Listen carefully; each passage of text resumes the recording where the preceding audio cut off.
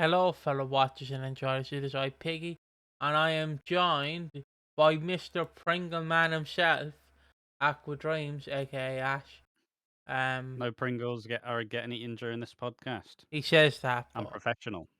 yeah. And it's episode 161. We made it for 161 weeks.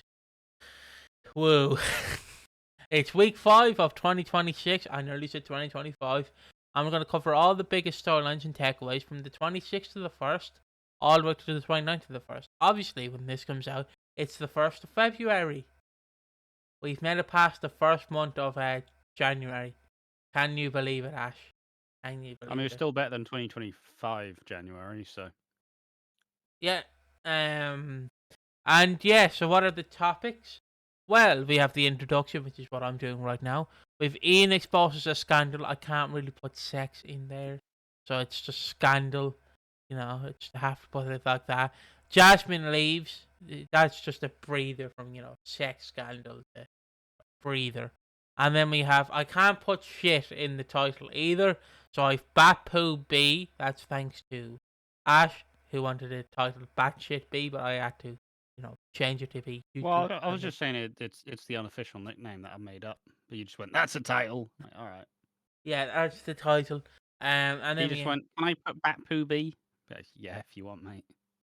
If you really want. and I then we wouldn't do have it, but you can do it. then we have Mark's true intentions are shown. So you get to know what Mark Fowler Jr. Mark Fowler Jr. And then we have Joel's court trial, awards and thoughts about the show, the after show, and the outro. Now again, in classic podcast form, I say this every week. This podcast can either be 10 minutes, 20 minutes, 50 minutes, an hour long, or 2 hours long, and maybe occasionally 3 hours long. It's definitely not going to be 3 hours Probably long. not 3 hours long, let's be real. No. It's not a Lord of the Rings There's a movie. definite shelf life. This is yeah, I agree. And again, as someone mentioned, people love this podcast because we start talking about the EastEnders and then we end up talking about the most randomest shit possible. So yeah. To be fair, it's usually if the EastEnders week has been quite bad. Which, honestly, this week there's a lot of stuff that's interesting to talk about. So, we also have been we've been in the midst of a little break. So a little bit more refreshed, a little bit more energy, and yeah, probably got some more stuff to talk about in the after show. Yeah. So yeah. Without further ado, let's get right into it. And Ian exposes a sex scandal, or as I put it, YouTube friendly, a scandal. So where do I begin with this? Well, dear viewer, I begin with this with Monday's episode where we see that George wants to talk to Lainey, as he calls her. And obviously Bee's bigging up Elaine. It's like, Elaine, yeah, Elaine. He loves you. He loves you. He's going to admit to you that he loves you. Look, going for a drink is basically like blowing your back out. It's all the same. It's the same deal, right? So, get excited, put the lippy on, get to that fucking pub. Exactly. And she does. She goes to the pub and then George is like, I don't really know how to say this to you, but I was basically plowing another woman and I got pregnant, and yeah, that's basically what I wanted to tell you, Lainey. Then Elaine's like, don't call me Lainey. Fuck off.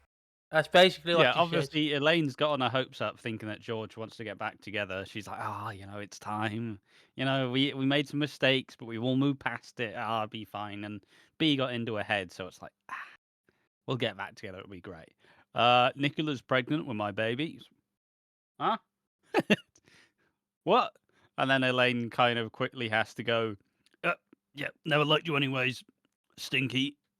Fuck you. Don't call me Laney. Don't call me. Leave me alone. And then the best bit is Nicola's doing the old. It's that fucking horse meme of the side eye where it's just side eyeing this conversation. And then my favorite bit about this is Cindy's right there, and Cindy's like, "Oh, so you tell one ex-wife and not me? Cheers, George." I'm like, yeah. make it Fucking about love you. Cindy. Yeah, make it about you, Cindy. And then Ian comes in, who is really the butt of the, who's really a thorn in Elaine's side, where he starts talking mad shit. Don't know what that is, but he just starts like boasting. And then Elaine's like, just stick it up your hole, Ian. Just fuck off. That's really basically what most of the square says to Ian this week. Is just stick it up your hole, Ian. Fuck off. I mean, he is being a little rat. There's a Yeah, reason why he was dubbed the Weasel. yeah. Um, 'Cause he's a little arsehole, isn't he? so, He's a self-serving arsehole.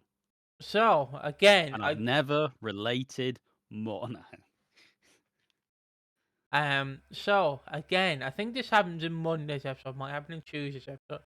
But the councillor for the square, I forget his name. Obviously, if you know what happened, He's not coming back, don't worry. no.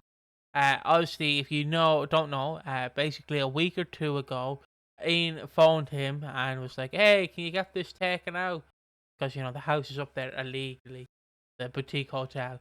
And the councillor basically came, and Elaine found out what he did, and he basically went, "You scratch my back, I'll scratch yours." Wink, wink. Yeah, obviously we saw this last year where Ruby basically Ruby found the way to save the market, and the save the market was by essentially. Did she catfish him? I think she did kind of catfish him and exposed this sex scandal, which meant he was no longer the one like overheading the development, and boom, the market saved. Yeah, And I like how Martin was like, "We just don't do stuff that way. Fuck off, Martin. Your livelihood saved, and she bought you the market stall. Ruby was too good for you. She was too damn good for you." Sorry, that's just an important piece of the puzzle. Definitely important. Wasn't just an excuse to bring up Ruby Allen. it's fair enough. It's fair enough, mate. But yeah, so basically the councillor is going in with a woman of the night. Let's just call her that. A woman of the night. I Uh, don't think he's. It's not an escort. It's just his assistant. okay, but Not a fucking escort. I don't fucking know, mate. It could be a woman of the You night. watch the episodes. I did, but I don't know if I wasn't paying attention to if it was the assistant. It was his assistant.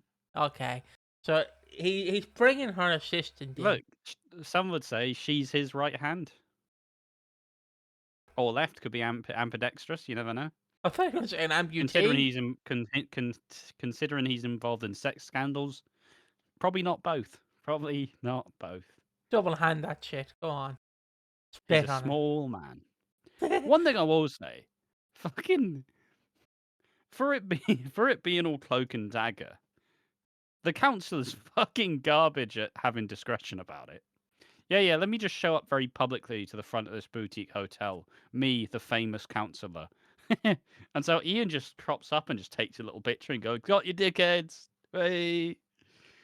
Your wife looks a little bit different. What are you doing? Go around the back or something, you idiots. Come on." Like, even cheaters are better at hiding this stuff than they are. What you do? How's his wife not found out? She got fucking goggles on. Eyes all up in their shit. What's she doing? I. If you have eyes, you can see what's going on. But also, it's very weird for the BBC to actually announce a sex scandal on a show. They're not usually one to to mention this stuff. But yeah, I will say, right, I do agree with you though. He is Something shit. about me that I will argue is, for me, for some reason, all I saw was Keir Starmer. And I went, he's too boring to have a sex scandal, isn't he? Like, he's too boring to have one. He wouldn't even do it. If he did, he'd have the boring, most shit sex scandal out there. So, not even cool enough to have your own sex scandal. Of course, Ash is going If to anything, it would probably improve his image. Actually make people believe that he's got something about him. Is it number 10 Downing Street he lives in, or is it number 11? Yeah. Yeah, just Ash popping up to number 10 Downing Street, bang on the door. Look here. For your image, we're going to get you in a sex scandal. He might live in 11. I don't actually know. But Care, look, you don't know me, but I'm Ash, okay?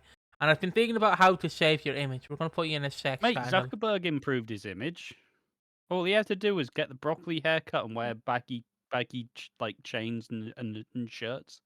I really think Zuck's cool now. We thought he was a fucking lizard for the first 10 years of his public life. I was not hard. lizard. But I mean, everybody, like fucking hell. All right, there's the Zuck bots moving on. Like, yeah, I'm not talking about his wife. I don't know That's a what. joke. I'm well out of control on this podcast. I can't lie. It needs to stop. Let's talk I, back about the EastEnders. I, look, Keir, I've a great way to improve your image, Keir. You're not going to believe this, Keir. Trust me when I say Mate, I'm Matt, great. Matt Hancock did it, and all he said to try and he went on I'm a Celeb and then said I'm dyslexic. It's like, I, yeah, but you weren't doing the YMCA, were you? Were you, Matt? the You weren't YCMA. doing the YMCA. Um, I was going to say. Weird, very much a stretch Bo Burnham reference. There we are. Trying to think of what I was trying to fucking say. Hold on, give me a sec. Anyways, let's continue on. So yeah, Ian exposes a sex scandal. Like, insert all your jokes about the BBC sex scandal now. Go ahead, in the comment section. Go ahead. It's an easy job to do. So you can do it, if you want, in the comment section if you are watching. So yeah, Ian's basically a dick. Like, I understand it's a sex scandal, but he didn't have to expose him. He didn't have to. Like, he could have, like, just let it hush. Like, this man wants to get his beans blown out. Let him fucking get his beans out. Go on. Don't fucking ruin a man's reputation because you didn't get what you want, Ian. That's not fucking right. Can't believe I'm Blowing his beans out. I don't know. I don't. What you mixing up the beans analogies for? You're ruining it. But, like, why would you expose this guy's scandal? Like, Ian, why would you do it? Because he's a sex pest, isn't he? Yeah, but you don't expose a man's habits, okay? Let him Yeah, you have. fucking do. No, the cancer did nothing wrong. He did nothing wrong, okay? If he Look, was, if he was better at committing adultery, maybe then we can talk. But if that's the effort he's putting in, fuck him. He deserves to be outed for being a sex pest. Little weirdo. Come on. You're having affairs all your life. You surely better at it than having the grand entrance to the boutique hotel. Mate, this hotel's packed. There's about 7 people staying at one time. He's just like hustling and bustling through the crowd to get to his room. do you reckon Nigel I don't think they have soundproofing, so look. Elaine tried to be smart. She fucked it up, and then Ian was in the right place at the right time. Fuck you, Councillor Barker. Do you reckon Nigel got confused and went into the wrong room? Just seen Councillor Councillor Barker. Barker's barking up the wrong fucking tree. Go back to your wife. Do you reckon Nigel went into the wrong room? Oh shit! They've got to have locks on the doors. I bet he doesn't lock the door though. I bet he has the door full open. I mean, Like, some say Max just likes to leave it open just in case. Max just leaves it open so he can have anyone come in and have a conversation with him. But yeah, so yeah, basically Ian publishes this sex scandal, and yeah, Elaine's like, my reputation is ruined, but also Kathy's cabs is outside, and Elaine is going to go to the press about this, and she accidentally bumps into the Kathy's cab, and Kathy was in the cab, wouldn't you believe it? And Elaine's like, oh shit, I'm sorry. And Ian, instead of like actually caring for his mother, is like, fuck you, Elaine. Elaine's like, leave me alone, Ian. Leave me alone. I didn't know she was in the car. Leave me alone. And then they just continue to have a pair. You surely just have a little check in the wing. Perhaps Kathy was cleaning the cab, but you at least have a bit more of a look to see. Well, Right, I'm just gonna ram into the back of it. Oh, whoops, Kathy was in there. Sorry, lol. Didn't mean to. I mean, Mate, we always. her neck's gone. I mean, we all know that Gillian Telford like always has her head down in a fucking cab. So that is a reference to when we did scandals about EastEnders that no one watched. But yeah. So yeah. So Ian and Elaine's beef just continues to boil over, where Ian is still shit talking her, And then Ian does a grand opening for the laundrette. Don't know why, it's a laundrette. Why do you need to do a grand opening? Well, it's that and cat's cabs. So Cats, cabs. because cat basically they went, yeah, this whole thing about cat having a cab business. It's a bit shit. This.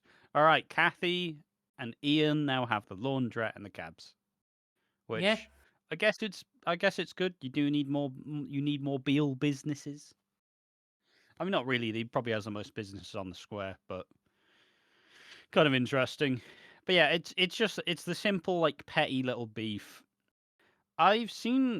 Understandably, I've seen a lot of people be quite upset about this storyline, and I've already made the piece. I've made a bunch of shorts, kind of saying this is what you want. You people want this. But as I've always kind of maintained, this is the sort of petty little dumb drama that people kind of say they miss about old soaps.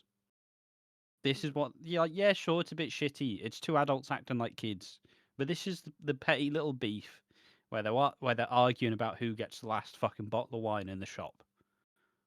Like it's not highbrow stuff. It's not winning awards. It's just fun little petty beef between residents, which I will remind everybody. A lot of people claim, oh, it's too surreal now. Oh, it's all affairs and pregnancies and social issues. This is the little quaint storylines. These are the little small bits that are supposed to just be dumb little fun where we see two characters feud. But no, I fucking hate this storyline shit. It's not great. I'm not. I'll reiterate that it's not great. But like, this is the kind of little dumb, kind of slice of life type stuff that people cry out for. And now that it's happening, you don't like it. So I blame you. You But people. it's just what, like I said, people always cry out for it. Whenever they do anything new, it's like, oh, why are they doing this new shit? This new shit sucks. Okay, we're gonna do something else. We're gonna do a time old classic of just two people beefing over nothing. It's shit. We don't like this. Go back to the Joel trial, please. Come on, you have to give some to be able to take some back. You know what I mean? You can't have it all. Yeah, I agree fully with Not saying that. I love this Ian and Elaine feud, I like it. but it's fun. It's fun enough. I'm Uh, glad that Ian gets to do stuff. I'm glad that Elaine gets to do stuff. it's generally and I know how can I word this? I Oh like god, here we go. the difference is with Ian and Ravi. The way I can do this is wrestling reference. Ravi has X-Pac He, which if you don't know, X-Pac He is basically when you really want someone to just fuck off and leave and never come back. It's really just leave and never come back. Difference is that's what I feel for Ravi. For Ian, I'm like, I hate you. You're such a dick, but I love you so much, Ian. Like I genuinely love this storyline because Ian is a 5-year-old child, and I love it because this is the type of Ian I want, who is a gammon. Okay, maybe gammon is the wrong word, but who is He this is. who is this sort of gammon Weasley piece of shit? Like genuinely, if he's here for the next general election, whatever that is, I really want them to do like. I just think Farage is just great to have. He has a lot of great policies. He just starts talking shit like that about like Farage. That's getting clipped out of context. Yeah, go ahead. That's why I didn't properly say his name. But yeah, it's just like I want shit like that for Ian. And I do love Ian. I generally do. But I'll continue on with his storylines. And basically, he goes into the Minute Martin and he starts talking mad shit to Elaine. And Elaine's like, just Ian, look, I've after drinking some bubbly. Will you wind your neck in, sunshine? Wind your fucking neck in. She brings flowers over to Kathy, and Kathy's like, I don't want your flowers. And then she hands them to Ian. And Ian fucking Colby's these flowers at Elaine on the way out, and then immediately locks the door. And I'm like, I love that. I love that. I fucking Throws the love that. flowers at her back. Yeah, Would have been funny if they did hit her face though. And then you have a little GoPro strapped to Elaine's head and she's banging on the door. But yeah, generally I like that. Continuing on. So Ian's basically talking to the people because he's running for councillor now because he's going to make Walford great again. I don't even know what the analogy for that would be or the acronym. But he's going to make Walford great again, and he basically says, "Look, guys, I'll be fucking great. I won't have a sex scandal. I won't have any of this. I'll be fucking great." And then Elaine just basically to wrap this up, just goes, "I might run for it. Yeah, might run for it. Great, wouldn't it?" Elaine, I mean, my immediate thought was saying there's no fucking way. There's no way that Elaine becomes Councillor Elaine. I'd love it. Mate, she's not winning it. She's not winning in the Walford Game of Thrones. She's not got any subtlety. It's what you need in that game. I mean, you just need to be rich if you want to be like councillor and shit. You just need to be rich and buy your opponents. You know, so it's kind of like what Elon Musk did in the recent United States election, where he did buy a lot of people to vote for that man. That's not a conspiracy. That's actually true. He did come out and say that on X, but I can't say that on X because he'll ban me straight away. But I can. Never mind. I'm not gonna finish that joke. But yeah, I will move on to the next topic. If you don't mind. Do you mind, or do you have Go anything? ahead. Do you have anything to say? So this is Jasmine leaves. This is like a debrief from like sex scandal. So like it's only gonna be like a minute breather. Yeah.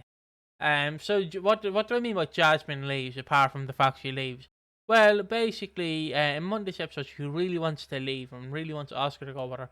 But Oscar's like, "I'm not going with you." So Jasmine, goes up to her granddad, Patrick Truman. It's like, "Granddad, do you know you have a great like fedora? No, has anyone ever told you you had a great fedora? Granddad, has anyone ever told you you had a great rum?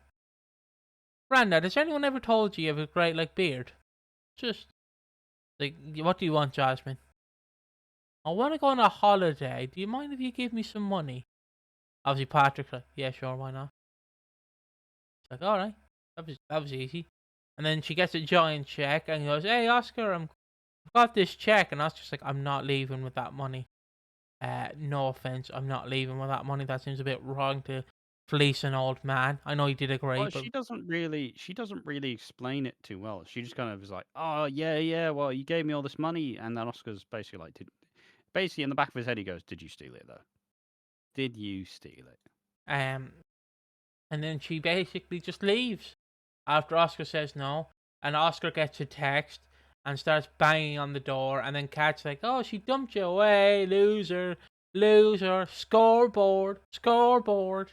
And basically, it's just mocking him, and then she's like, "Yeah, but you do know she actually did just leave." And she's like, "No, she didn't." She phones her, and then it just goes to voicemail, and it's like, "Ah, fuck." And then Max just walks in, and Max is like, "Look, lads, I know you don't want to hear this, but she did lie about giving a statement to the police. So she didn't actually give one."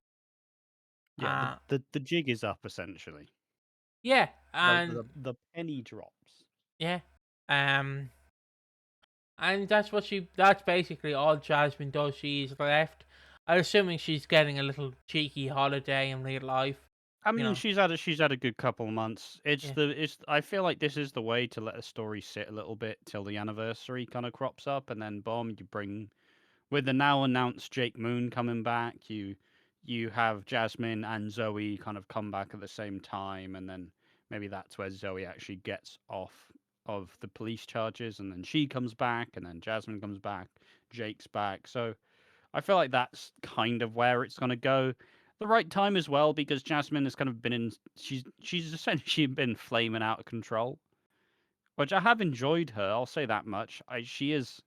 I've been using the word loose cannon for a couple of characters. I use it for Mark Fowler Jr. as well. But that sort of the character who is very happy to just set shit on fire, just like Max tried to kiss me. What? Yeah, he tried to kiss me. Fucking perv. Look at him. little pervy lips. Max Brannan over there. Enjoyed that too more than I thought I was going to. But yeah, you need these characters who start the fight, start the fires, cause shit. And obviously, she's not going to be that likable simply because she's taking our little Oscar Brannan away. Our Oscar Brannan's being taken away, and nobody can take Oscar away from us. No one. I would fight wars for that man. Fair enough. He was in my dream yesterday. Okay, want to go into detail about what this stream was? No, I don't. Okay, But he was there. okay, fair enough. To be fair, in that dream, I don't even know why I had this dream. I was just getting horrendously bullied by like a 12-year-old kid. Don't even know why. Like what I really should have done in this fictional scenario is just like, listen here, kid. Wah. Starts crying, yeah, little bitch. Try to bully me again. But I was the little bitch. What are your dreams, mate? I don't know, man. I have no idea. My dreams are normally quite normal. Like, I'm trying to understand. There was a 12-year-old. I was just getting horrendously bullied by a 12-year-old kid. So there was a 12-year-old kid, and then a fucking Oscar Pierre, whatever his last name is. That's also, fucking Oscar was there. I was trying to say his real name, but I fucking forgot how to pronounce it. Oscar was just randomly there. What the fuck is going on in your head? I'm just imagining he stood in the corner, just watching it. He's just stood there in the corner, just looking at it. What's going on? But yeah, we had two very different dreams. I was to be fair, I don't even know what happened because we were both just pissed drunk. So yeah, I had a very different dream where I was being haunted by the vampires, but they're not vampires. By AEW wrestlers. I knew it's Tequila. Her name's not Tequila. Tekla, Sky Blue, and Julia Hart. And Tekla made me lick her socks. Dirty socks. Jesus. Yeah, Fucking hell. we had very two different dreams. Why are you putting that dream out in the fucking public? I already did. I put it in a Discord You I'm in. dirty fecker. I didn't say it was a nightmare though, did I? There was Yeah, I know. It wasn't a nightmare with those names. Wasn't a fucking normal dream, that was it? Dirty bastard. I will just swiftly move on. Just swiftly move on. To be fair, there were a bunch of weird. It was a very weird dream as well. My dream also had fucking Carla and Lisa from Coronation Street there. They were there, me and Oscar. And a 12-year-old kid that was ruining my fucking life. All the makings of a fantastic dream. But the dream's been weird. I'll obviously talk about it in the after show, but I've been living and breathing playing Pokemon on my recently not modded 3DS.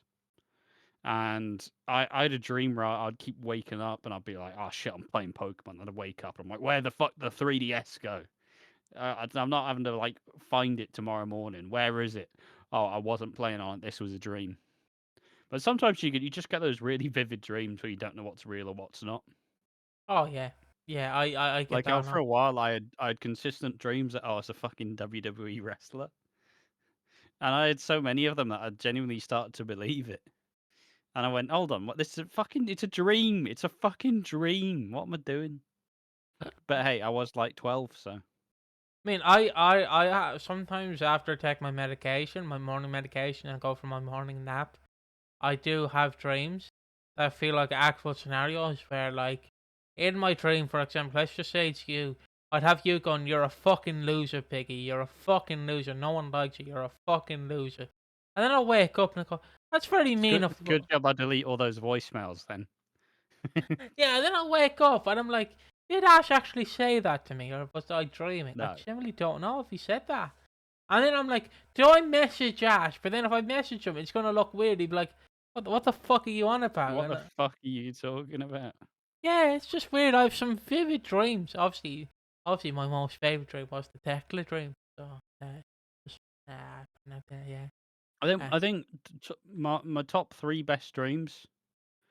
Velveteen Dream. My top 3 favourite dreams are mostly just the ones where I'm fending off from the fucking slasher villains. Where I had a bunch of like consecutive dreams where there was this like 3-month period where I just kept having a recurring dream where I kept having to fight Michael Myers from Halloween. And like the first dream I was shit and I'd ended up dying. The second dream I started to like the second dream I wisened the fuck up. I dusted him off. He didn't know what fucking hit him. Then the third dream I was basically running around my town, but everything was like a little hobbit house, and I was like having to like duck and dive through all these fucking tiny houses trying to run away from Michael Myers. Then it wasn't even that long ago. Also had a dream where I had to batter Jason Voorhees. And I felt bad. I feel bad for all the camp counselors who actually have to fight him because fuck me, he would not go down.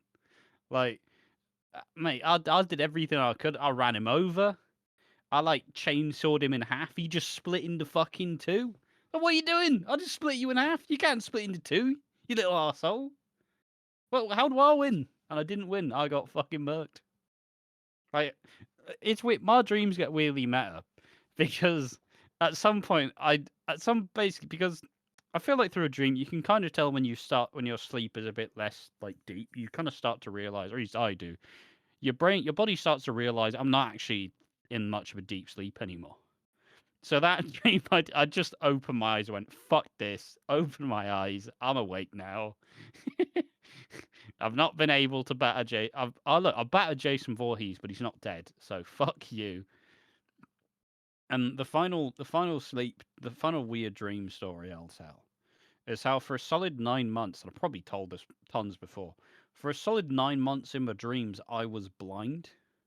So I was having to feel my way around everything, which was, wasn't ideal. And I was blind for like a solid 9 months in my dreams until I had some weird, like, fucking Matrix scenario dream where I don't know who the fuck was talking to me, but someone went, just open your eyes.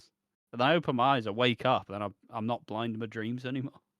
Fucking weird, man. Dreams are weird, but they are good fun. Yeah, I think we have fairly different dreams, to be honest. Mine are mostly grounded in reality. Mine are just being humiliated by my wrestling crushes. So, very different dreams, you know? I'm asexual. Found it. We found the difference. Yeah, I just get spat on in my dream and treated like a dirty dog. No, no. I feel like you're getting off on it now. Stop it. Get out of that place. Out of the gutter. Yeah, yeah. Yeah. I love my dreams, mate. I just get fucking. Yeah, just slap me in my fucking face. Fucking hell, alright, mate. I'm here. Leave it out. Just do a bit of Jimmy Carr there to breathe in the room. Can't tell I didn't have a rod on whilst I was facing Jason Voorhees. I Got a don't. load of this. Fucking, it just reminds me of the Scary Movie 4 scene. The Oh fucking, god. the fucking Charlie Sheen with the huge erection pills. The huge erection pills. You mean Viagra? Yeah, no, but he had a huge erection. Like, it was a fucking big one. A big stiffy, like a solid 40 incher. But I will just swiftly move on, okay? I will swiftly just move on. And we've all had a drink. Bringing up scary movie. Yeah, I'd never want to see that again after doing that watch along. But Fucking yes. horrendous. So where are we now? That was the one that broke the camel's back. Fuck you. So where do we begin now? Well, we're now at Bat Shit or Bat Poo Bea. Woo! I don't hear a woo in the back. Can I get a woo in the back, please? No. Okay, we're not getting a woo in the back. So in this week's episodes, B goes job hunting, and then Ian's like, "You're not getting a job. You live in that dirty place of the boutique hotel, and we're not hiring you, so fuck off." Bit of discrimination, Ian. You know, a bit of discrimination, I will say. You know, maybe you I shouldn't do wouldn't that. hire either. Okay, fair enough. Okay, okay. But it is a bit of discrimination. So she goes into where Honey works, into the Minute Martin, and she's like, "Hey, can I work here?" And Honey's like, "No, we're packed." And Babe's like, "Yeah, but there's only one person here. We're packed." And then some lad tries to steal some. I'm just gonna say beans. It could be anything, but I'm just gonna say a tin of beans. I think it was a can of like cans of lager. Yeah, yeah. I just like to say it was beans because it's my head. It's funnier. But he goes to steal them, and then B A very fucking humorous mind. yeah. Isn't Very it funny if you say it's beans instead of lager? Yeah. Alright, mate. um but yeah, she basically has been watching some Jackie Chan movies, some Bruce Lee movies, and some Chuck Norris movies, or she's just a big fan of Kung Fu Naki. And B absolutely winds up a punch. Ooh, Mate, fucking leathers this kid. yeah, Like hits him with the it's fucking knocks him over. yeah. Now, just that scene alone, I feel like I feel like people are just gonna start loving her because she's really camp. I think, and because I can't be bothered to do the whole story. Essentially, she set this whole thing up. She's the one who's causing these little robberies. She's setting up these situations so she can play the hero, and then boom, she sets up another like, don't know why I'm struggling to say the word burglary. I just have the fucking Scottish in my brain. Burglar. It's just she sets up another like little robbery, and she basically plays the hero, and then this actually manages to get her a job in the Minute Martin. So yeah, and then the final scenes of her this week are her essentially threatening some kids. So after seeing Emma Harding do it, that's who she fucking reminds me of. She's Emma Harding 2.0. There we are. I like B now. I like B now. She reminds me of the goat. The goat of watching But Walford. yeah, I kind of like it. It's weird. Usually, I really like characters who are slightly unhinged, but she's unhinged in a different way than most soap characters are. So maybe I'll give it some time. Maybe I'll like her, but so far I'm just like I'm fully out. Like nah. But if she does become like fucking Mad May or anyone like that, I'm in. I'm in. If she just goes super unhinged, I'm in. I'm all in. Yeah. And now we're moving on to another batshit person. It's fucking time for Mark Fowler Jr. Woo! Um, yeah, Mark Fowler. Oh, bollocks. Nope, no, I nearly did that correct. I'll just put that at 38, why not? So yeah, Mark Fowler Jr. is back in the square. Mark Fowler, yeah, I did say Jr. So Big he, sexy Mark Fowler. Um, and basically, Vicky wakes him up and it's like, "Hey, Mark, remember me? Remember me, Mark? Hello, I'm here, Mark. Hello." And Mark's like, "How are you? Fuck off." And then, Oh, this was the start of this week. God, I played like 30 hours of Pokemon in this time. It's been a long one. yeah, yeah. You could have played so much Pokemon while I was talking about this, to be honest. So yeah, he's basically awake and Phil's like, "Hey, look, I just like man to man, what are you doing here?" And he's like, "Just want to support Vicky." And then when Vicky leaves, when Sam leaves, he's like, "Look, mate, I don't mean to alarm you, but I am in a bit of bother. You know, mate, I'm in a bit of bother, and I need your help." As he was beaten up, and he was sent to Alford to look for the man who is now like an informant, The which mole. the mole, which is of course Ravi, which is Ravi if you don't know. But we also see in this week that he confronts Ross, and absolutely Rikishi bumps Ross. He does, but he absolutely just decks Ross, and Ross just does a flip. It's generally cool. Um, Yeah, like This is one of the most impactful like punches that I've seen in soap in a long time because Ross goes fucking flying. Plus, like you also look at it, you would expect that Grant's son is going to be quite like physically imposing. Mate, Mark Fowler's fucking massive. He's fucking huge. He's tall. He's buff. It's ridiculous. Also, Big sexy Mark Fowler. can I ask why he's called Mark Fowler? Because Mark Fowler Senior was alive when he was like born. So why would he really be called Mark Fowler? Uh, I mean, it's not. What would he have been born? He was born in Because didn't she 1996. technically have him? Didn't she technically have him once Vicky was like on the edge and like about to leave? Oh yeah, he's born 96. I don't know. Well, I mean, to be fair, you know, Mark did go missing. It's a very it's a very EastEnders thing to attribute like Plus, Mark would have still been around, I guess. He would have returned, but it was during his like health struggles. So, like, you know, it's look the Fowlers love naming kids after their family members. Come on, and it's not like Grant had a fucking choice. Fair enough. Um, but continuing on. So yeah, he's basically back. He gets Phil on his side, and well, excuse me. He gets Phil on the side, and Phil is now recruited to this.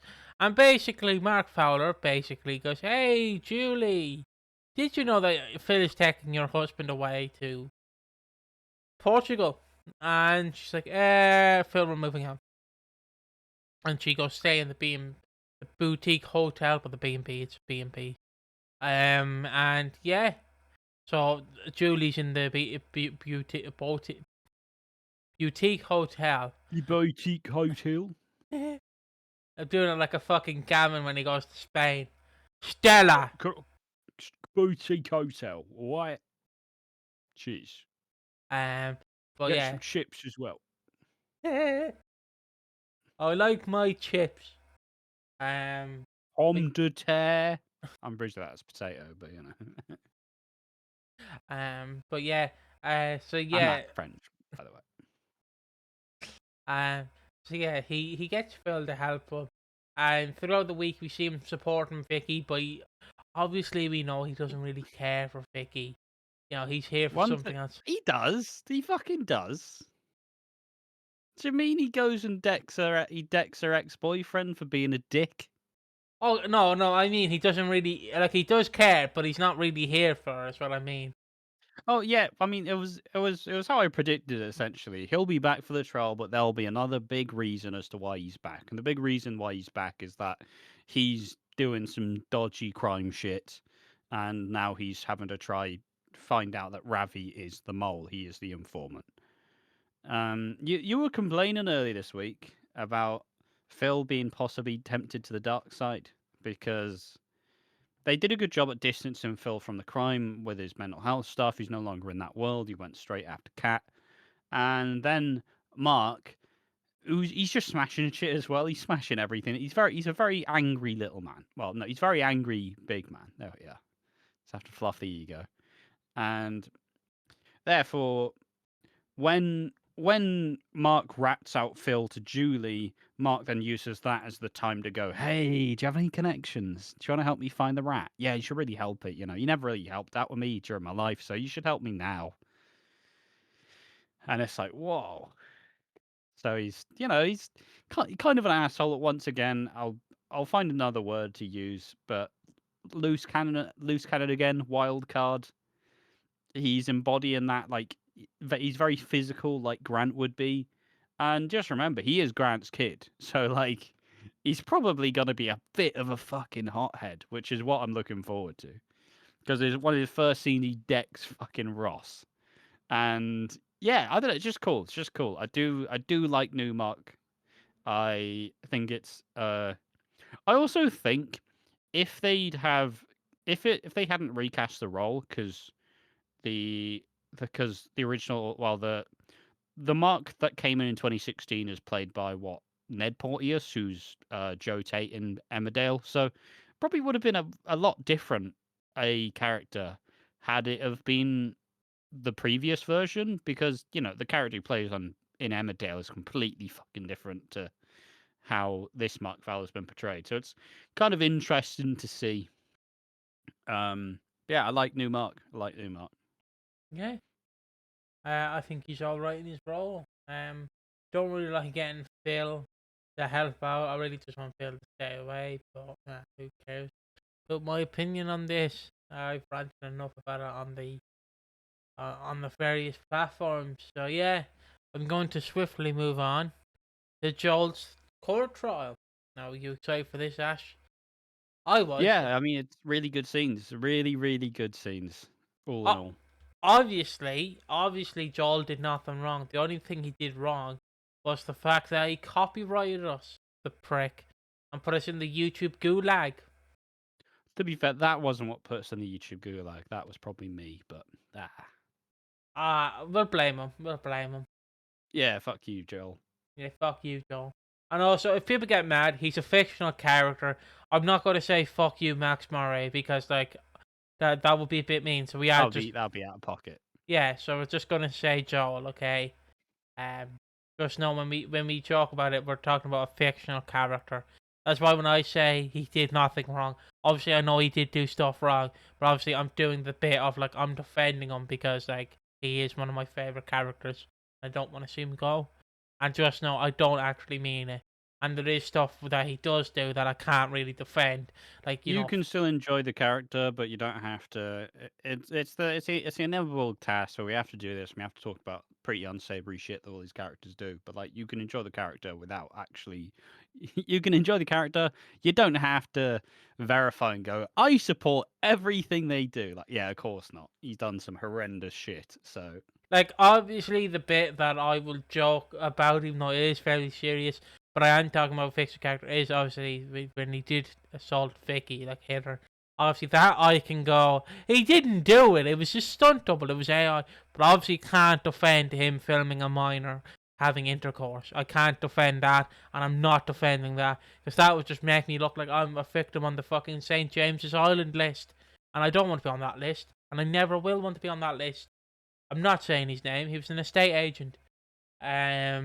But yeah. So where do we begin with Joel? Well, my favorite bit about Joel is he's fucking in jail, right? He's in juvie. I guess he'll be in juvie. Um, and he's in there, young right? offenders, Yeah, Young Offenders. Not the TV show. Not the TV show. Um, good TV show. but he's in there, right? And like the lawyer's talking to him like, Joel, okay, strategize here, Joel. We're going to strategize about this, Joel. And Joel's like, can I get a McClunky's, Dad? Can you bring these McClunky's afterwards? Joel, you're facing trial, mate.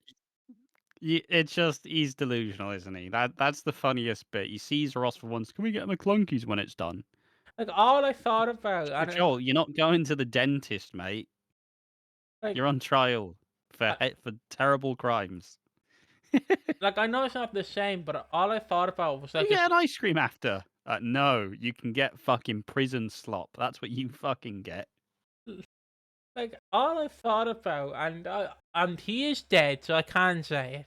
All I thought Oh about is god. just it's just what I'm just imagining this, but it's O.J. Simpson talking to his lawyer like, "Can we get Five Guys after this trial? Can we get Five Guys? Come on." Like I'd really like a Five Guys. It's like you're facing a trial here, OJ. I don't think you can get Five Guys. That's kind of why, like, just to put my little mind to it, it's like imagining an actual piece of shit who did do these crimes, like just being so delusional. But yeah, he is Allegedly. allegedly. Obviously, OJ never did it. He did it. He did write a book. He did write a book saying he didn't do it. But if he did do it, he would have done it. But he didn't do it. But yeah, continuing on. So yeah, so Joel basically goes to court, and this lawyer, right? And I know, like again, it's me enjoying a character. Let me enjoy the character. I love this lawyer so One much. thing just to build, we get different testimonies from different people, right? Yeah. We didn't bring in any of the other people, like the woman he harassed on the train, or maybe it would have been interesting to see. I know they probably wouldn't want to do it, and they probably wouldn't, even court-wise, you wouldn't do it. Perhaps the woman who he harassed in Australia. Imagine like the penny dropping as Joel goes, "Oh shit, oh shit," as the woman who he harassed in Australia, why they moved to the UK, came in. That would be pretty cool But to see. But it so you get Vicky's testimony, which she goes through it all, how the assault and what she did, and how she kind of made some mistakes, but at the end of the day, they were just trying to navigate a difficult situation. They didn't really know how to do it, and they never had a good relationship. And what does a lawyer basically say, Piggy?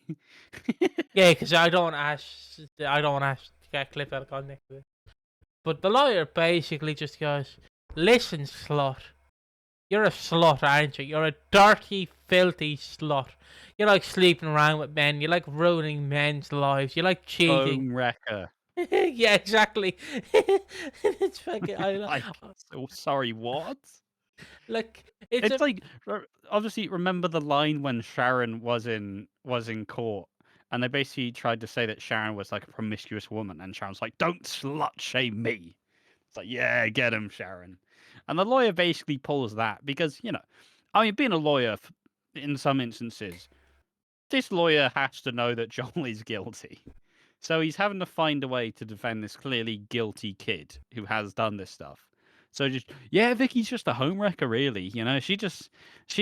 She ruined Joel's life. She nearly hit him, and all this upheaval really made Joel unsure of how to feel. Is there any surprise that he ended up beating up Vicky? It's like, yeah, yeah, there is. But it's it's just the fact that it was said. It's the kind of it's the gumption. It's the fucking like you're gonna say the shit that you're not supposed to say. Oh fuck.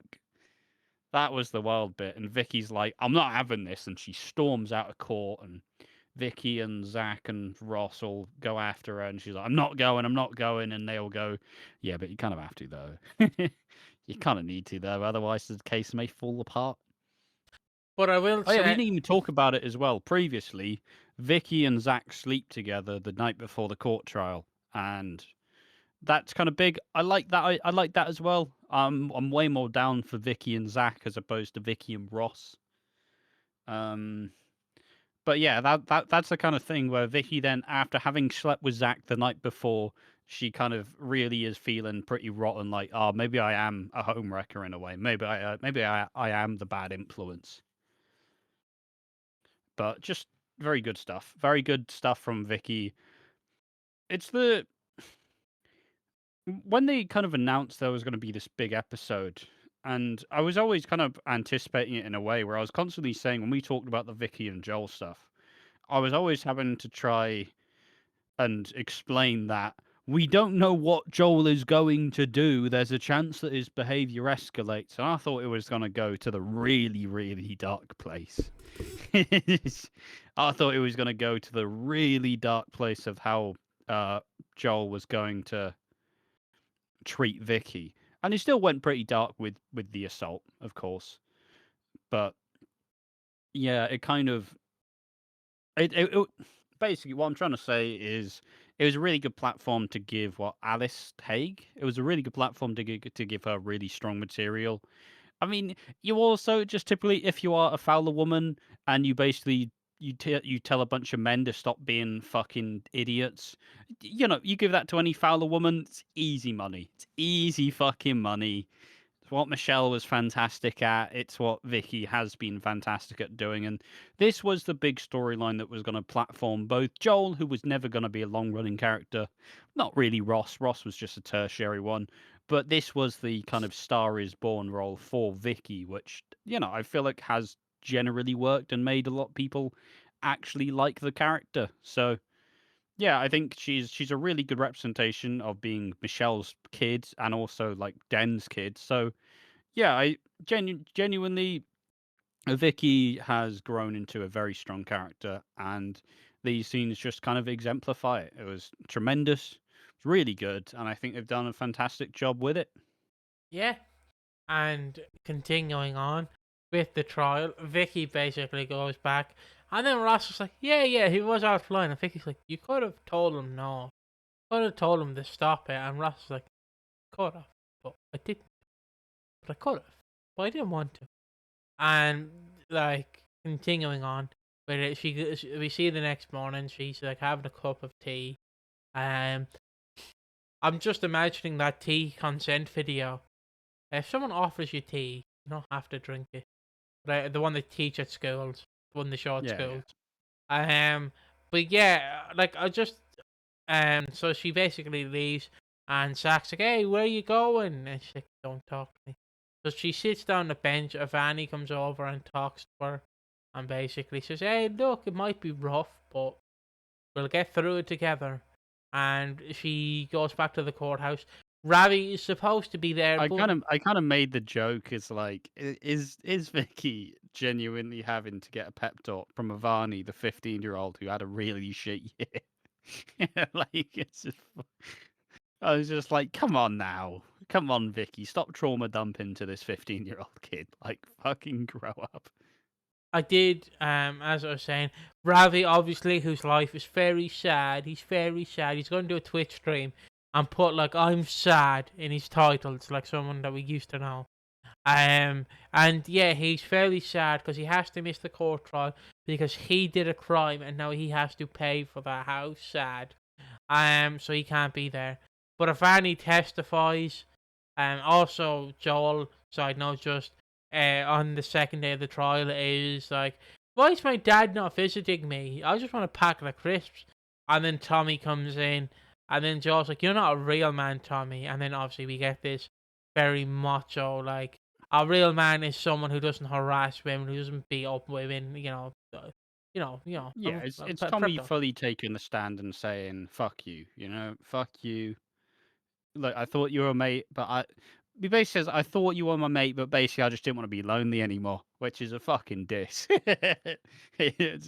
But yeah, also Tommy's statement in the court as well was really good as well, where he kind of goes through like, look, I wanted a mate, I thought he was cool, he had all the right answers, he knew how everything worked, but in the end, it kind of, it was all just bullshit essentially. Really good. Sonny Kendall also tremendous, and yeah, then he kind of basically says, "Fuck you, Joel. You were never my friends. You basically started blackmailing me at the start, anyways. I don't like you, and you think you're all that, but at the end of the day, you're nothing, and you're here. So yeah, get his ass, Tommy. Get his ass." And then we get Avani's testimony, or I don't know, whatever court slogan, or whatever court jargon it's supposed to be. She explains how, Joel kind of came on to her and told her all the things that she wanted to hear, and it was her first time, and she wanted it to be special. And after the really rough year she had, she just wanted to feel good, and she wanted to feel good about herself. And then she found out that it leaked online, and a lot of people seen it, and obviously that's her being underage now being leaked online. And then it was leaked overall, and yeah, just a very kind of poignant speech about how she trusted him, she abused that trust, and she basically just learned better from it. Once again, another. It's really good that they're platforming the younger actors to do this sort of stuff. I know people will say, but Ivani's 24 or 25. Yeah, fuck off. Who cares? She's playing a 15-year-old. And yeah, it's just also another good piece. She kind of lashes out after Joel starts kind of mocking and like laughing with his lawyer. And then she almost says, I'll give you something to laugh about. And then kind of runs out. And then at this point, Joel gets up to the stand. And Joel tries to he starts to argue for, he's misunderstood, troubled childhood. Ross broke up the family home, and then Vicky came along. Like, how was I supposed to feel? And then Ross just talks to him and essentially says, "Look, it's not your fault. Like, no, he says it's not Vicky's fault. It's not anyone's fault but yours. And I will be there for you. Essentially, he plays to the good side of Joel and essentially goes, "You need to, you need to take responsibility for this. Otherwise, we're not going to move forward." And then this takes, you see the kind of bravado slip where at this point he realizes, oh shit, this has gotten quite real. I'm not just going to get off of this. And he says, I need to talk to my brief. And then we go to the what you expect to be sentencing. And the big reveal in the end is that Joel has actually decided he's changed his plea from not guilty to guilty, kind of surprising everyone that he saw sense in a way. It doesn't um it doesn't change all the horrific shit he did, but the fact that he's taking responsibility for what he's done kind of makes it feel a little bit more like, oh, okay, he's not all bad. He's not he's done some horrendous shit, but if he's showing remorse now you basically, I feel like that little twist at the end. I feel like that twist is the possible angle for if in a couple of years Max Murray goes, "Hey, gonna come back," and they go, "Yeah, fuck it," and then he comes back as a reformed character and he's learned and he's rehabilitated and he's no longer who he was when he was here before. So I think it's made Joel inherently more sympathetic at the end, even in spite of everything that the character did. And I feel like it's left a bunch of the viewers kind of going, yeah, maybe in a couple of years, if he does actually rehabilitate, maybe we could see Joel back on our screens. Because Max Murray's really talented. The actor did a really good job with this storyline. And yeah, I don't know. It was a nice surprising shock twist for me, and it made it kind of, I'm not saying it made it all worth it, but it kept me guessing, and I would not have predicted that Joel would have pled guilty. So, kudos to Ben Wadey. Yeah, yeah, and that's pretty much the week of EastEnders. Do you have thoughts on it? Give me a second. Fucking hell. Just do that. So yeah, I pretty much did like these scenes. It was my favorite bit about the week because if you don't know, I do love Joel. Joel is perhaps one of my favorite new characters that was introduced, and obviously I'll defend him with my heart. He did nothing wrong. Um, Again, that is a joke, people. That is a joke. But I do love him. It's sad to see Max Murray go. I know his name is Max Murray, but I like saying Murray. It's a shame to see him go, but you can really do a reformed character in both senses. If you want to make him a far right grifter, like Nigel Farage, you can, and then Also, the final bit I did miss though is the final scenes that you see has with Ross, where he doesn't actually say anything. He just cries. He cries and he hugs his dad, and you go, oh, he is just a kid after all. He is just a kid after all. but obviously and Ross does tell him we'll get that McClunky's making come out. Ross, you're not going to be here in in fucking 2 years time anyway. I don't. The problem is I don't see any longevity with Ross. Is my No. only critique with it, because I feel like when this entire angle with Zach blows up, I feel like he has to leave because there will be no place for him unless you're gonna have him be a Harvey character where he just farts around and does nothing. But even then, so unlike Harvey's actually interesting as a character compared to Ross, in my opinion. Well, Look, well, mate, if you have to choose between Harvey and Ross, are you really choosing Ross? Let's be real here. Are you I'm really? choosing neither. You have to choose one of them. That's the deal. You have to choose one of them. You have to save one of them for I'll pick EastEnders. Ross. I'll pick Ross. Oh, fuck off. Um, but like the best bit about Ross was his son, and that's exactly Yeah. the problem. And like I don't see any longevity. I don't really see him being like Harvey, where he's like talking about, oh, I've got a newspaper today. Oh my god, the headlines are like mental. Like I don't see him doing that. I just don't see a potential for Ross as a character. I feel like when this entire thing blows up, he might go down the far right grifter like route, where he'd be like, maybe Joel was right. Maybe you are a slapper. Maybe you are like a bitch, a homewrecker. And obviously, then, might escalate. Who knows? But yeah, that's my kind of thoughts about Joel. I will go into my thoughts about the week now. If you don't mind, I'm just going to very quickly do all the I just want timestamps. to say a small bit about Ross. I think the only thing that's really keeping him there is just the fact that he's a really tenured soap actor. Like, he was on The Bill for years. He was on Casualty and Holby City for fucking years. So, it's kind of, if they want to keep it up, they could easily do that. That was also it was a BBC production as well. So you kind of he does have that. He was also on Waterloo Road for a little bit. Like, I don't know. I I, I think Ross has potential, but I think that all the male characters that aren't Phil, Ian, Max, a lot of the characters aren't established. I feel like a lot of them did fall to the wayside, a la Junior, a la Teddy, and I feel like Ross is going to be the same. Where I feel like this is going to be his big storyline, and after this ends, it's just, are him and Vicky going to be together in the end? And the answer is inconclusive. So that's the thing with Ross. Like, I think he's good. He's had some good material. He's a solid actor. But I don't know. This character just doesn't feel like it's really going to get any investment. I feel like this storyline's now wrapped up. Now he's just in a generic love triangle. So, don't know. I don't know. Don't know how to feel about it, honestly.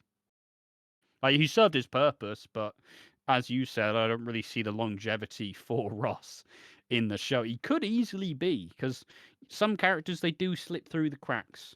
But I don't Exactly. know. It kind of feels like he feels like he will be he's gonna be like Terry, He's gonna have like a solid year and then he's probably just gonna fuck off, like never be seen again.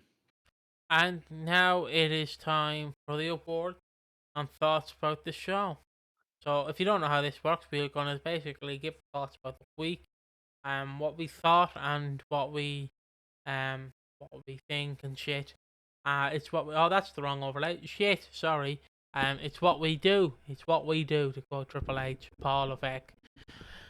So I'll go first because I know Ash has like a 30-minute spew about this. No offense to you, just know. So No I offense, that's how the bread's buttered, son. yeah, yeah, bro. Oh fuck all it. I didn't really like this week. I like the Joel stuff, but that was about it. I like Mark Fowler Jr. I think he's a great addition to the square. Don't really like him involving Phil. But I did love the Joel stuff. Joel being an absolute dick until the end, and then he realizes he did do something wrong. And then you can obviously, if you want to bring him back, you can make him either, like I said, like a character who is reformed or is a reformed character. It's up to you. Like maybe prison changes and warps his mind. Who knows? It really just depends what direction you want to go in. I think that I think it's just a great way. If you left the door open. Yeah. The other bit I liked was B punching a man. And then like saving the robbery. I also liked Elaine and Ian's beef. That was mostly what I liked as well. Ian running for council trying to reopening of the laundry. And everyone's like, Ian, who's doing a reopening of the laundry? And who gives a shit about a reopening of a laundrette? You're like doing that shit. That was the best bits. And yeah, that's all I have to say. Fair enough. I like this week. I think this was one of the better weeks of. It was one of the better weeks that Ben Wadey's done.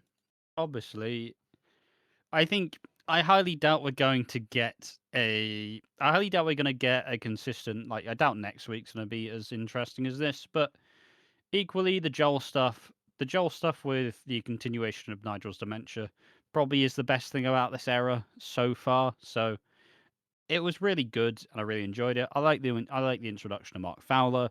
I enjoyed the Ivani, Vicky, and Joel and Tommy stuff at the trial. All in all, I think this was a genuinely very good week, and it all kind of ticked the right boxes for me. So yeah, I genuinely enjoyed this week. Thought it was pretty good. There was a lot to like for me. Yeah. Sorry. So I guess now it's time for the awards. If you don't know how the awards work, we have a good few awards. We have the Chris Clenshaw Award. We have the which Chris Most Clench promising. most promising. We have the Anthony Truman Award, which is most wooden. Was originally called the Steve Blackman Award, and then went to the Keanu Taylor Award of Excellence, and there's the Anthony Truman Award of Excellence. Trademark, trademark, trademark. And then we have underrated and who needs slapping down. So, where do you want to go, May? Chris Clenshaw? We always start with the Chris Clenshaw.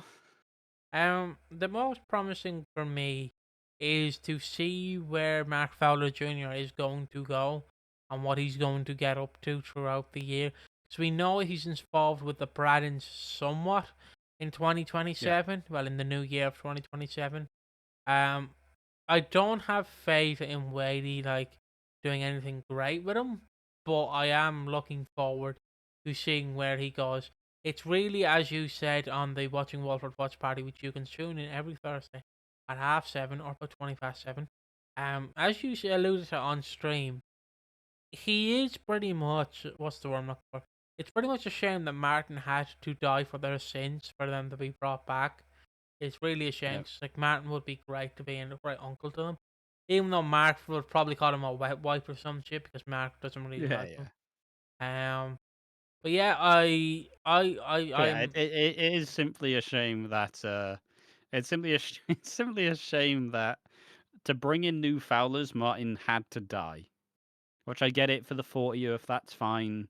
And I'd still like if Martin was still around, it's not like you'd be doing anything big either. Like Stacey fucked off too. I know the ripple effect. Stacey probably wouldn't have left had Martin not also gone. That's just my little theory personally, but it felt. I mean, she basically said, "I'm fucking leaving," very soon after the anniversary. So it feels like I highly doubt Martin would have been doing that much stuff. But also, I think annoyingly, the fact that because Martin was so stable and was so there, they just between Sonia and Martin, they just go, "We don't need any more." It's like, yeah, but you kind of do though. You do like it wouldn't hurt to bring in more family. But no, just yeah, Martin had to die so Vicky and Mark could run. And that's why we predicted. I mean, I don't know when the video's coming out. So at some point soon, we recorded a video saying we should bring in recast Michelle Fowler, yeah. and that would fill the hole. Most promising for me though, honestly, I like the Joel stuff. I thought all the people that during that trial was really interesting. I'm more interested to see Vicky and Zach as opposed to Vicky and Joel. And one thing I did find funny is someone was on the Reddit like, wasn't the sex scene a little bit raunchy for 7:30? It's like, oh come on, like, yeah, we aren't 5 years old. People they do fuck, you know. But people fuck, guys. It's not like Wait, we what? don't have to be prudes about it. It's fully natural. What? No way. When yeah, okay, I thought you would like. But yeah, just people being like, at 7:30, it's EastEnders. We see people die all the time. Like, what the fuck? Like, people kissing a little bit intensely. That's too much for your little fucking brain. Anyways. You just can't get a girlfriend, fucking loser. Well, I don't think that's the problem. I think it's just a slightly older person being like, bloody hell, on the TV. It's like, yeah, mate, just you wait till you see what programs go on after 9. Ooh. Fully buckled myself for that. Yeah, most promising though, honestly, I'm glad that Jasmine's getting a bit of a break.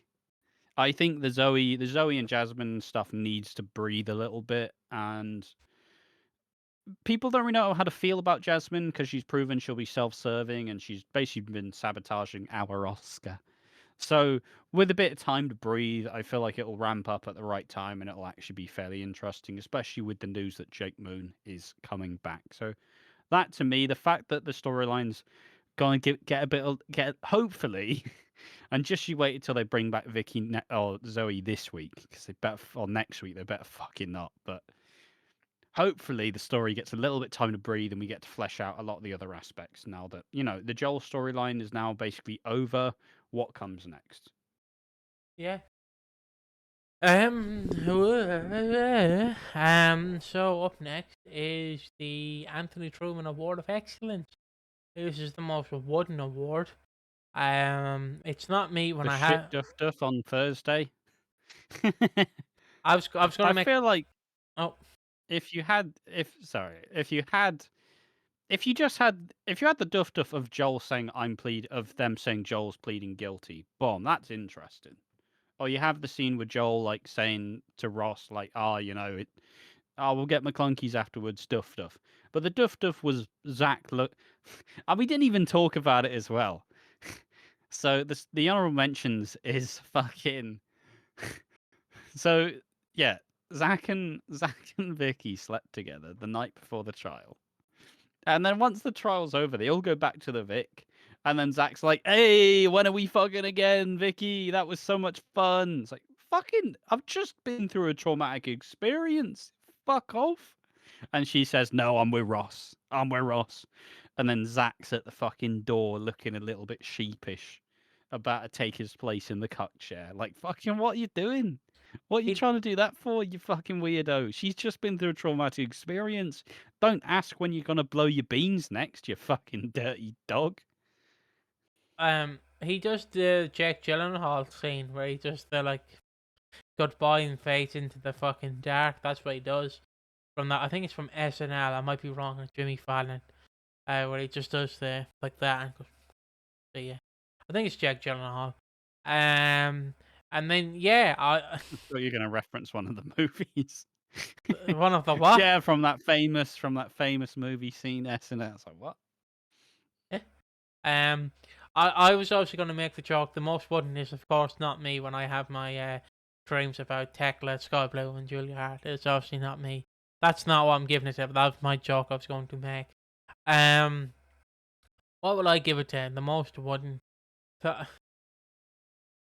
I'm trying. Give me a second to think about this. I guess I'm going to go for.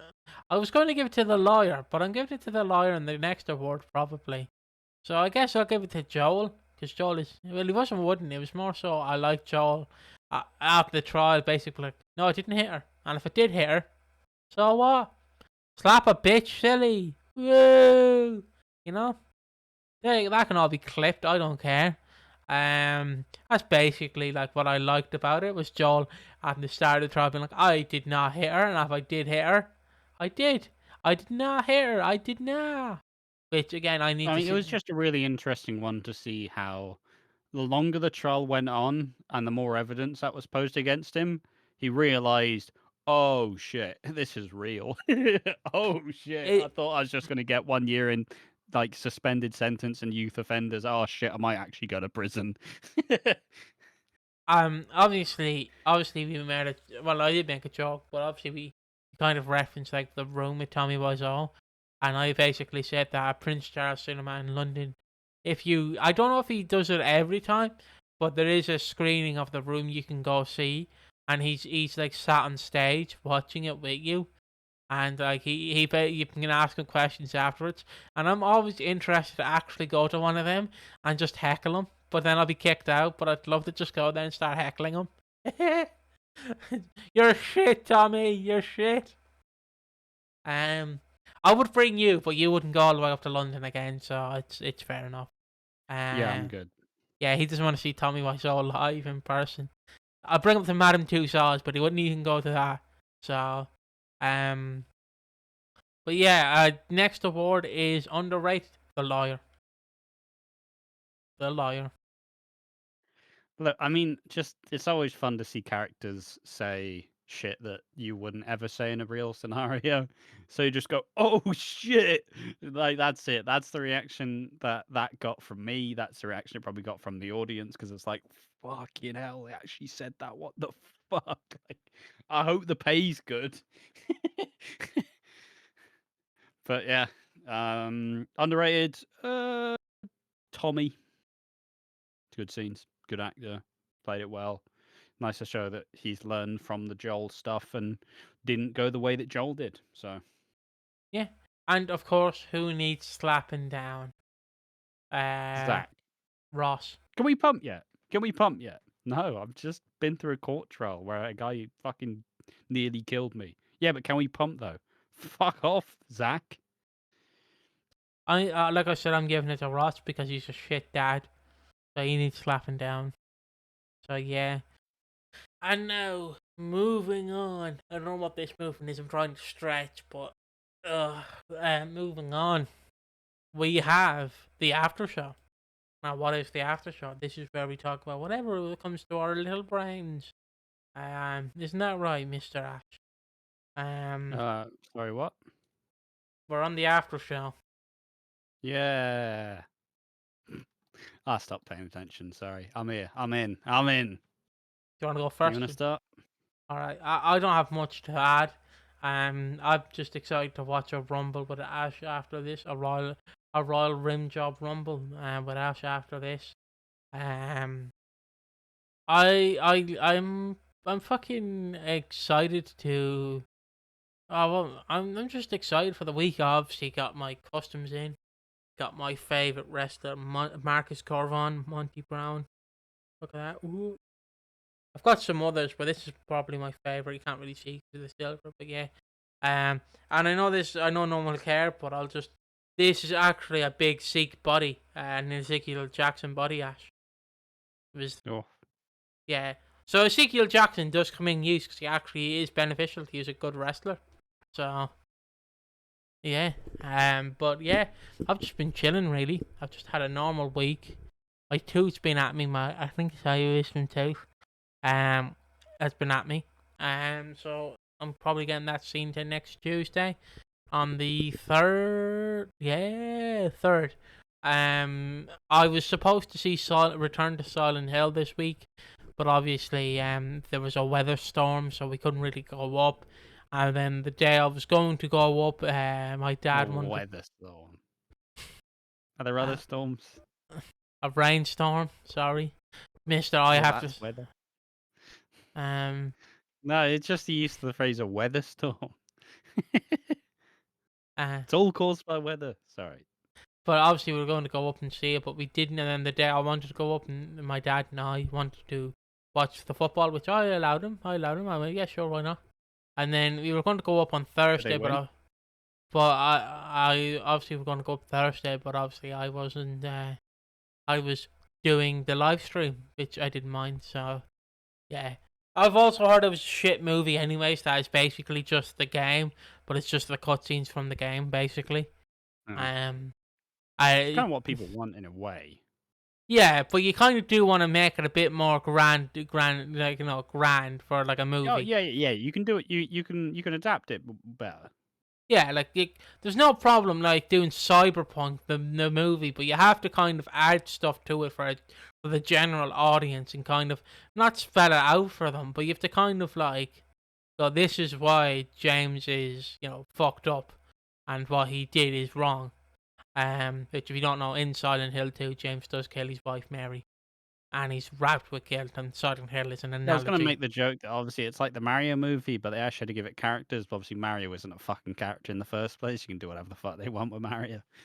I know you might Mario's just a face of a brand. I know you might disagree with me, but I love not the live action one. When I talk about the Mario movie, I talk about the first animated one. The animated movie with Illumination was brilliant. I felt so wrong sitting in the cinema though. Oh yeah, I don't give a shit about it. Like I'm just saying, I was more just a joke about the fact that Mario in the games is just not an actual character. Yeah. But I actually enjoyed the first Mario movie. That's why it worked, because he's basically faceless. So you could put literally any voice on it, and it would probably do the same, because Mario's not really a well-defined character.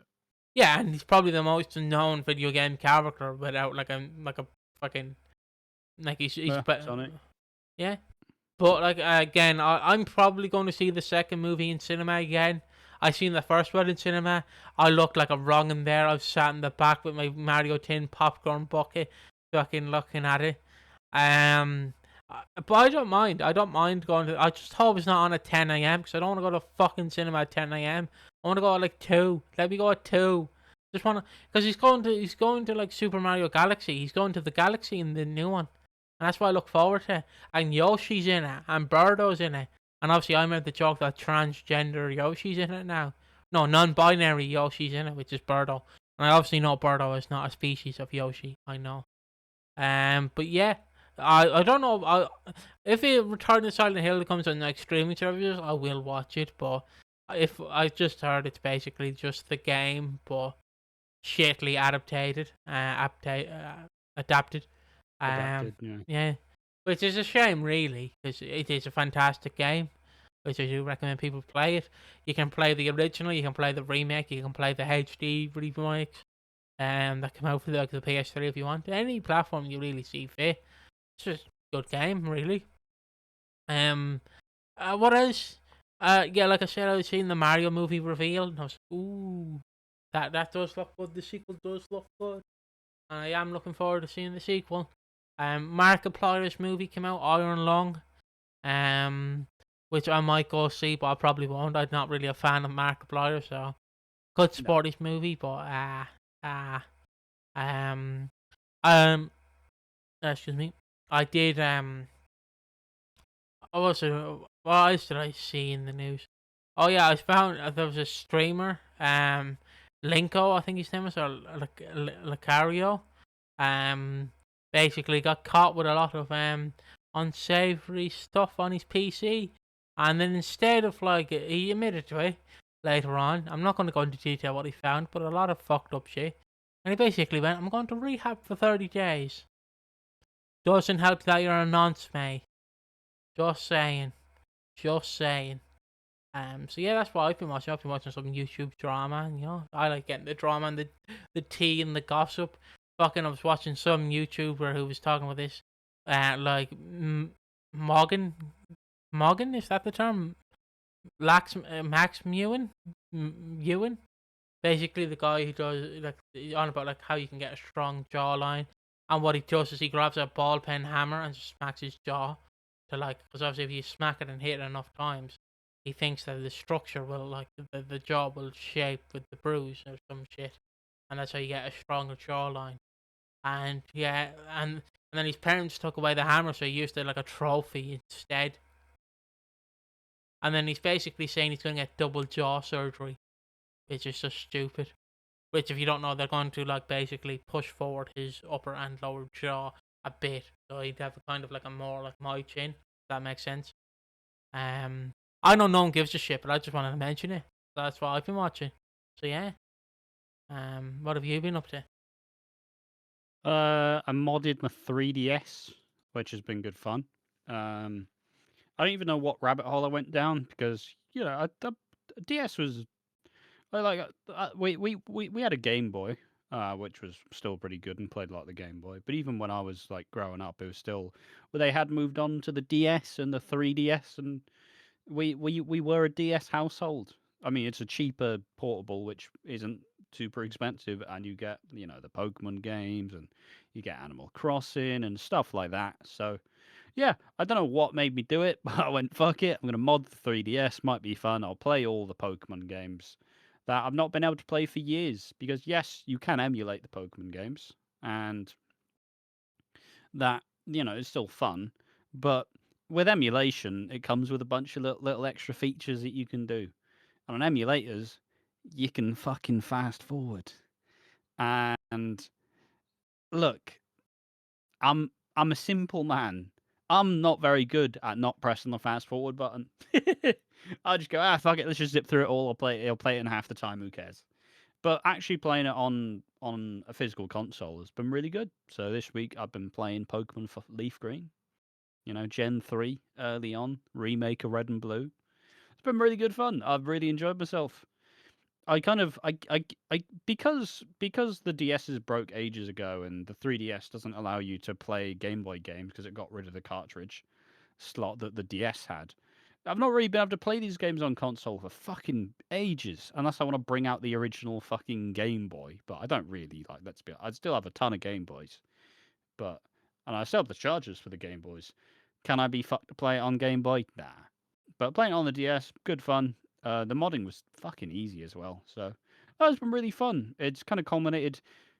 It's been a weird movement where a lot of people have been starting to get into like the 3DS because for some reason the prices are insane currently. But no, it's been really fun week. Honestly, it's been a really fun week.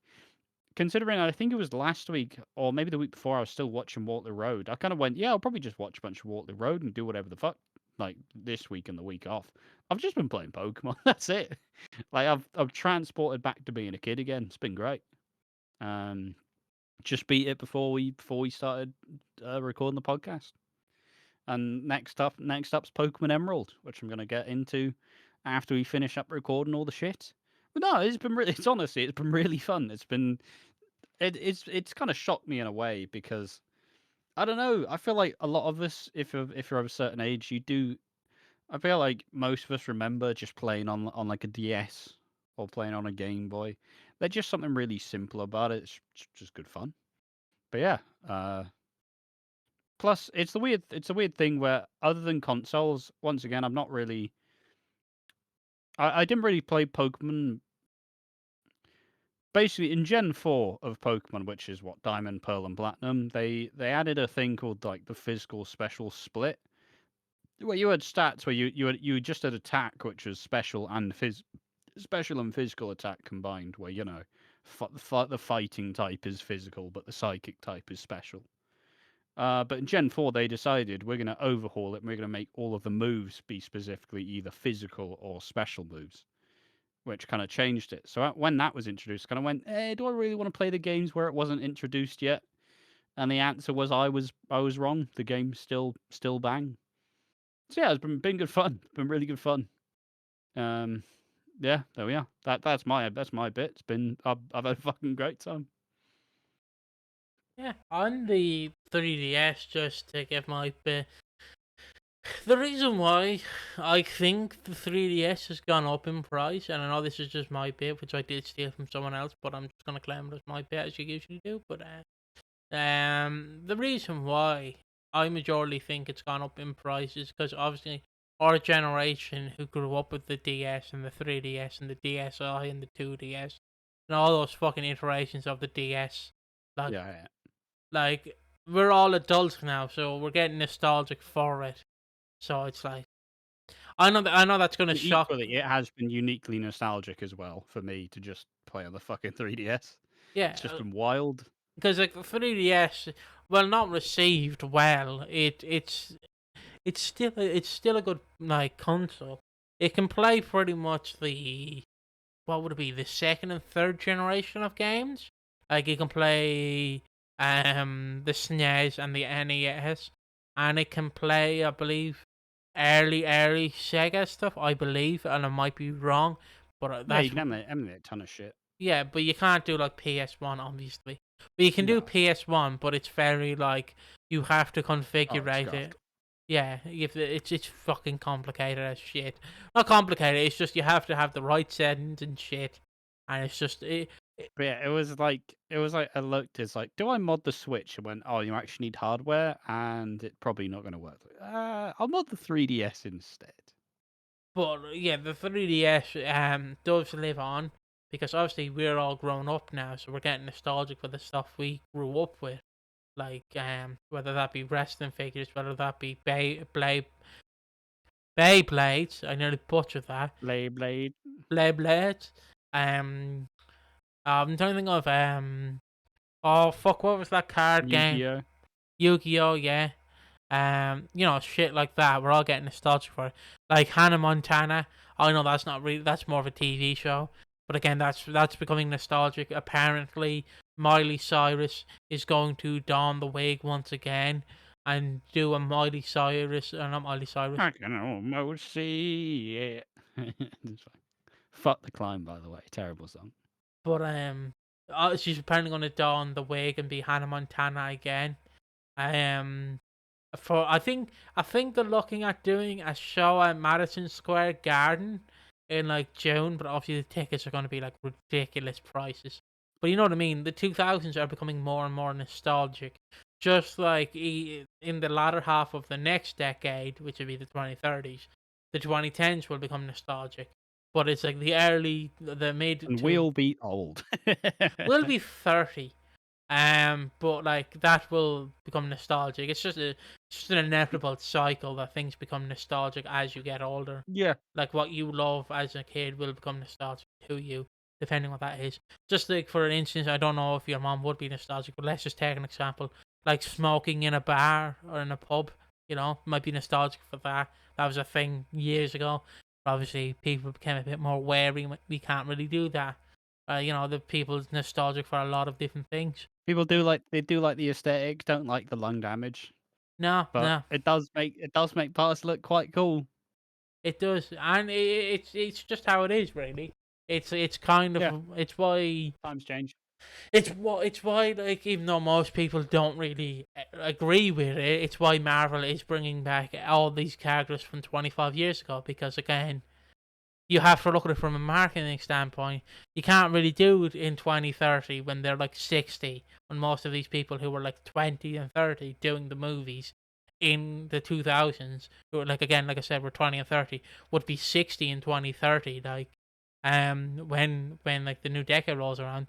So like you got to bring them back in this decade where they're like 40 and 50, or 50 and nearing 60. It's just that kind of thing. People become nostalgic for everything. Like again, like fucking, I have the PG Tips monkey behind me, which you can see. He's staring at me, and I love that monkey. It's just really about the 3DS and DS. I remember having a DS one Christmas. I got a DS for Christmas, a DSi, so I couldn't play Game Boy games on it, which I didn't mind. And then for the next Christmas, I got a 3DS, or 3DS as I call it. So yeah, that was fun. And then my 3DS got robbed. But I used to play WWE All Stars on it, and I used to have a lot of games for it. I remember my nanny got some new couches in, and we found my dad did some digging through the chairs, and we found a DS cartridge in the chair. It was like Nintendogs, and I'm playing that now. I still do have my bitten DS because I did used to bite my DS. And yeah, it doesn't work. I think he's dead. I think he's actually dead. Is the DSi, but he does live on. Sadly, yeah. I'm just glad I took care of the 3DS, to be honest. I'm just glad I took care of the fucking thing. The other DS has died, but we had them longer. But 3DS is it's still in pretty good nick. So I mean, again, like I said, it's just nostalgia, really. Like yeah, it's a shame, but I again, mean it's equally the same way. Where once I finish, like if I actually finish playing all the Pokemon games, I'm not keeping playing the DS. Like that goes back in the fucking cupboard, back to the bottom. I'll go. Oh, it was a fun console. yeah, it's But it's whilst it's here, it's fucking great fun.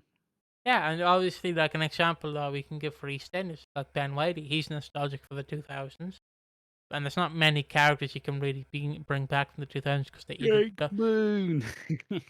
obviously there's not a lot of characters you can bring back from the 2000s, but you can try and bring back some of them. Because most of the characters from the 2000s went into the 2010s I and can't wait for died. when they try to bring back characters from the 2010s. Oh shit, they're all gone. Yeah, we killed most of them off, didn't we? Yeah. Oh my But god, are you excited to see Terry return? Or fucking Todd? Let's go. Um, it's just really how things work.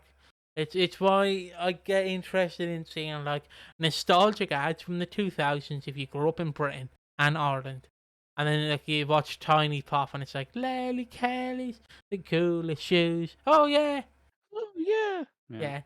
yeah. Um, it's Moon shoes. because if you don't know, if you What's don't that coming over the hill? Is it a hex Expo, bug? Is it Hex a hex Expo. bug? If you couldn't tell, we were born in the 2000s.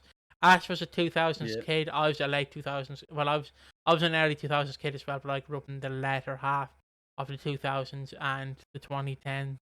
I was a teenager in the 2010s. But yeah, that's mostly what I wanted to say. Really, on the 3DS, is nostalgia happens. Just like we are nostalgic for the 2010s WWE, but will we watch it? The fuck we will, because it was shit. And yeah, that's mostly what I want to say. You don't want to see John Cena versus John Laurinaitis? Not a true fan, are you, Peggy? And one of them's a sex pest, and the other one's John Cena. Um, no, Yeah, I think that's where we kind of leave yeah, it. If you want Pokemon updates, I'll give them. I'll give them on the podcasts. yeah. Um, Um, My illustrious team: Vaporeon, Dragonite, Legend, Charizard, Hypno. Shit, I'm forgetting the other ones. Psyduck. Fuck. What other ones? What other ones did I have? Me, Nido Queen. There's one more that I don't remember right now. Shit. I could just pull up the image. But I mean, look, we're just delaying for time on the podcast. It's easy. Snorlax, had a Snorlax as well. Dragonite, Vaporeon, Hypno, Snorlax, Nidoqueen, and Charizard. That was my team. All right. Living the dream. And we'll see you in the next one. Bye bye. Bye bye.